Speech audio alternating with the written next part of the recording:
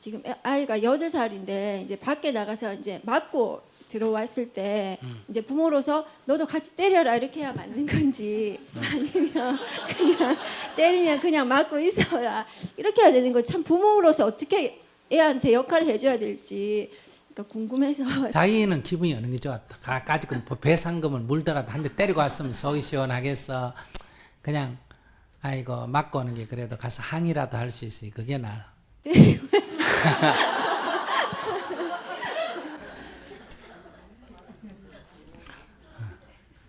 그러니까 애가 예를 들면 애가 한 대 맞고 오는데 8살짜리 애가 상대편이 때리면 얼마나 때리겠어. 한번 생각해봐. 친구끼리 싸우다 만약에 주먹 다짐을 했다 하더라도 얼마나 때리겠어. 그리고 그게 무슨 막 악의적인 의도가 있을까? 그러겠죠. 그러니까 매일 이렇게 맞고 오니까 엄마 입장에서는 같이 좀 때렸으면 좋겠다는 마음에서 니도 때리면 같이 때리라고 이렇게 제가 이렇게 말도 하고 이랬는데도 애가 열이다 보니까 그걸 잘 못하더라고요. 잘 못하는 거 엄마가 그것도 엄마까지 그렇게 하면 그러면 안 되지. 그게 지가 때릴 수 있는 수준이면 때리고 오지. 엄마가 때리라 그런다고 때리지 말라고 안 때리고 그러겠어. 그래서 애가 맞고 와서 울면 애를 감싸주면서 그래 아이고 때리더나 아이고 어쩌 근데 친구들 어릴 때는 그거 그래 중요한 거 아니다. 어릴 때는 그래 그저 뭐 그렇게 싸우고도 사는 거니까 그걸 갖고 너무 중요하게 생각하지 마라. 그 친구도 뭔가 성질이 안 좋았겠지. 집에서 엄마한테 아마 야단 맞았나 봐. 그래서 아마 그런가 보다. 이렇게 별일 아니라고 설득을 해야 돼. 때리라든지 뭐 이렇게 얘기하지 마. 그래서 옛날부터 뭐라 그래요? 애 싸움이 어른 싸움 된다. 애가 맞고 온 걸 보고 엄마가 분하니까 가서 결국은 따지다가 어른 싸움 된다 이러잖아. 그러니까 8살짜리 초등학교 1학년이에요. 초등학교 1학년들이 나도 초등학교 1학년 때 싸워봤어. 우리는 내가 입학을 하니까 선배들이 이게 동네마다 한 해씩 뽑아갔대요. 맞짱뜨기 시키는 거예요. 이렇게. 옛날에 뭐 심심하니까 하는 게 뭐 있겠어요, 그죠? 학교 파면 저 앞에 저기 모래사장에 가서 오늘 이 동네, 내일 저 동네 이렇게 해가지고 싸움 붙이고 이러는데 그럼 학교에서 싸울 수도 있지. 그런 거는 이제 그런 것도 있고 또 뭐 시비하다가 서로 싸울 수도 있고 그런데 요즘 애들이 다 집에서 한 애만 이렇게 키웠기 때문에 이렇게 남에 대한 배려가 없잖아. 그죠? 그러니까 갈등이 옛날 아이들보다 더 많을 수밖에 없어요. 그러니까 내가 뭘 얘기하면 뭐든지 엄마가 해주는데 우리 애만 그런 게 저런 다른 집에도 그럴 거 아니에요. 그죠? 그러니까 이제 서로 아이들끼리 볼 때는 상대가 굉장히 나빠 보이는 거예요. 왜냐하면 배려하는 게 전혀 없잖아. 그죠?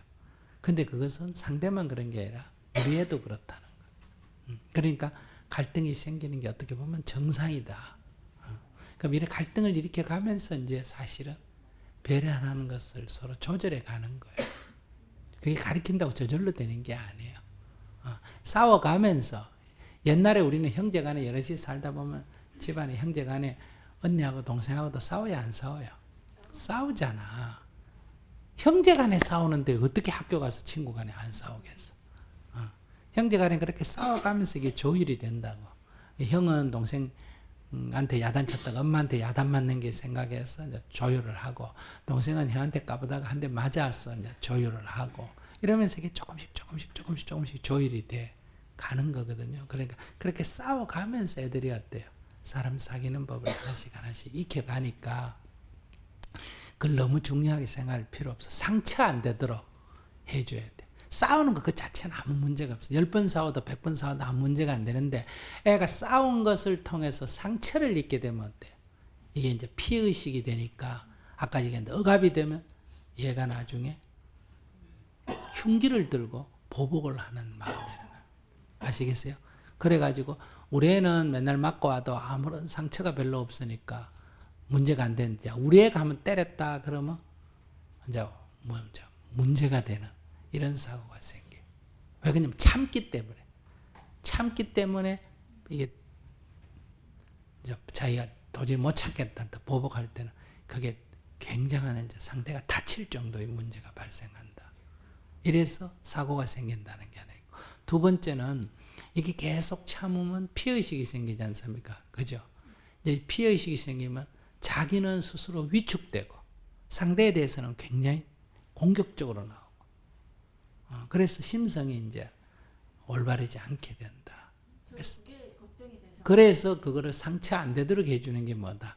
애들 싸움이 별로 중요한 게 아니다. 괜찮아, 괜찮아. 아이고, 그 넘어진 거하고 똑같아. 이렇게 위로를 해줘야 된다. 맞은 게 잘했다는 얘기도 아니고, 맞고 오란 얘기도 아니고, 때리란 얘기도 아니고, 아이들 싸움에 벌써 네가 때리라, 네가 맞고 오라, 이게 중요하다는 얘기 아니야. 이게 중요 안 하다고 얘기해야 된단 말이야. 어릴 때는 그러다 보면 장난감 남은 거 좋아가지고 가져갈 수도 있고, 뺏을 수도 있고, 또 뺏길 수도 있고, 커서 보면 그게 뭐 그리 중요한 얘기예요. 그러니까 그게 중요하지 않다.